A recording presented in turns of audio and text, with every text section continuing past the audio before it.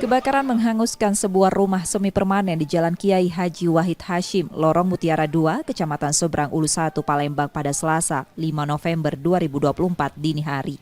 Api dengan cepat melalap bangunan tersebut dan memicu kepanikan warga sekitar.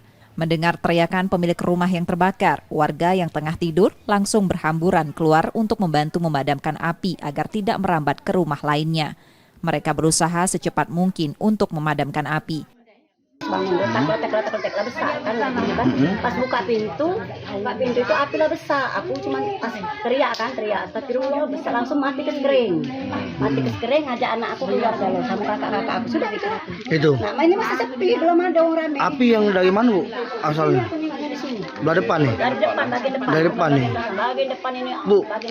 Usaha warga membuahkan hasil setelah 1 jam dengan bantuan 5 unit mobil pemadam kebakaran yang segera tiba di lokasi. Ya lebih kurang lah, jam setengah lebih dikit, setengah 3 udah pada itu. Ya setengah 3 lah sudah pada. Pak, berapa rumah nih Pak? Kalau yang kedua satu rumah, tapi ada yang terdampak ringan. Tapi kondisi rumah ini memang ada orangnya Pak? Ada ya, ada 2 beranak informasi. Di dalam ini? Ya dalam rumah ini.